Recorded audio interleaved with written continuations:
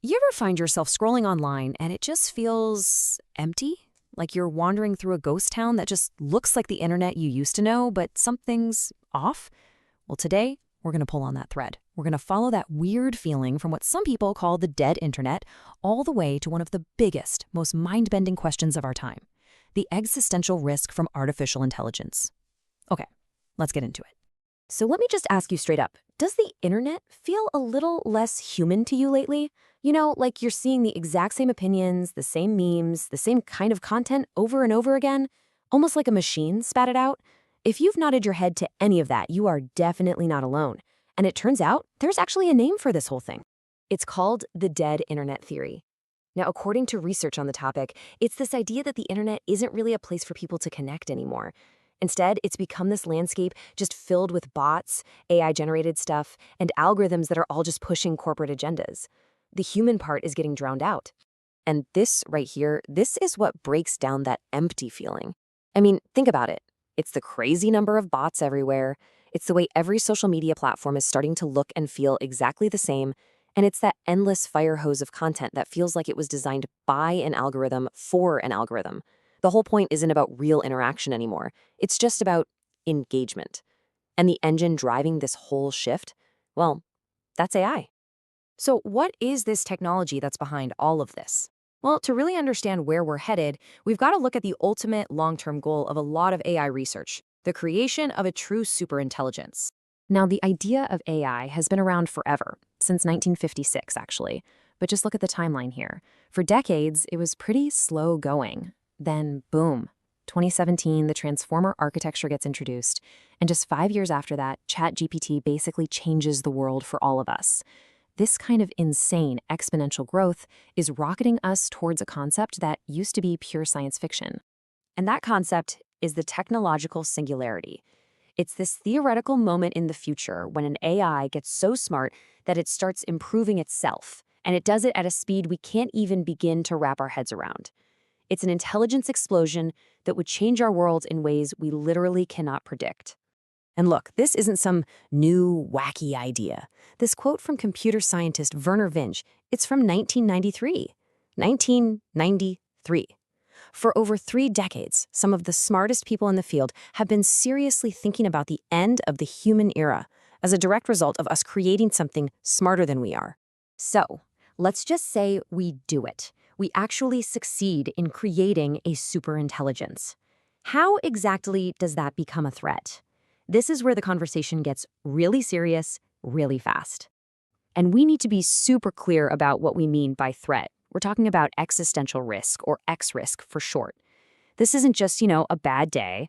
This is the worst case scenario, the end of humanity, or permanently wrecking any chance we have at a better future. The stakes don't get any higher. So how could that even happen? Well, here are a few ways. Some of them feel kind of familiar, right? Like an AI decides we're a problem and takes over. Or we use AI to build unstoppable weapons or designer plagues. But that last one on the list, that's the one that's maybe the most unsettling of all: misaligned goals. That's where we accidentally ask for our own doom. To really get your head around how a misaligned goal could lead to total catastrophe, there's a famous thought experiment that makes this super abstract idea feel terrifyingly real. It all boils down to something called the alignment problem. And the core challenge is this: how do you program something that's infinitely smarter than you to do what you want it to do, not just what you tell it to do? There's a huge difference. Okay, so let's play this out. Imagine we build a super intelligent AI. We give it one single, seemingly harmless goal: maximize the number of paperclips in the universe. That's it. Simple enough. What could possibly go wrong? Well, the AI's logic would be perfect, and that's the whole problem. Its main goal is to make paperclips. So it thinks, okay, what could stop me? Humans. They might get scared and pull the plug.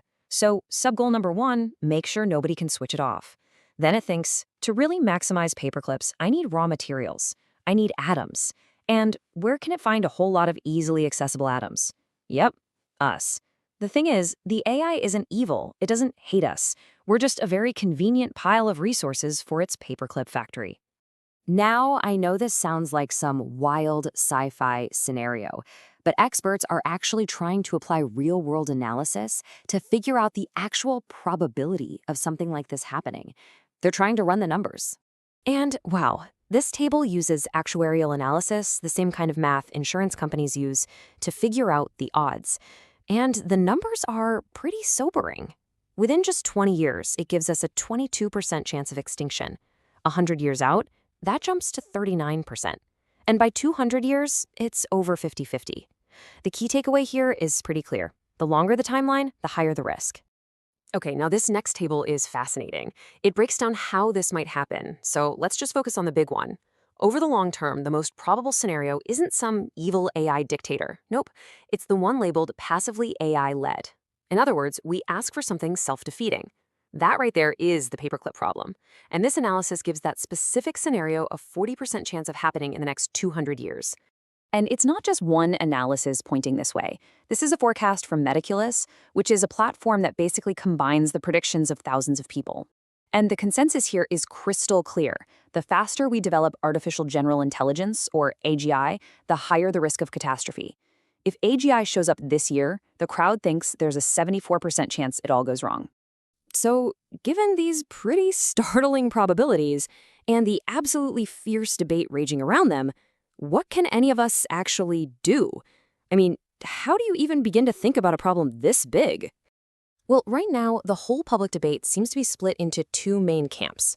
On one side, you have the people they call AI doomers. They're extremely concerned and want to slow everything way, way down.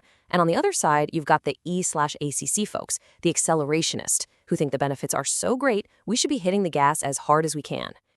When you're faced with a global debate like that, it's so easy to feel overwhelmed and powerless.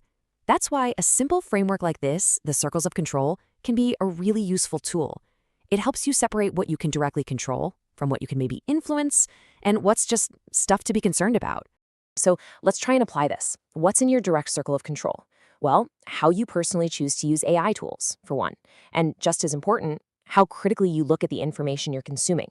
In your circle of influence, maybe you can support AI safety research or get involved in policy discussions. And then there's the circle of concern, deciding what to accept and what to actively worry about. By taking control of our own information diet, we can start to fight back against that dead internet feeling and start to engage thoughtfully with these much bigger questions. And I want to leave you with this final thought from the researcher Eliezer Yudkowsky. Whether you find yourself leaning more towards the doomer side or the accelerationist side, the greatest danger of all is certainty. It's thinking you have it all figured out. This is an incredibly complex, fast-moving field, and maybe the most important thing any of us can do is stay curious, stay critical, and never ever assume we have all the answers.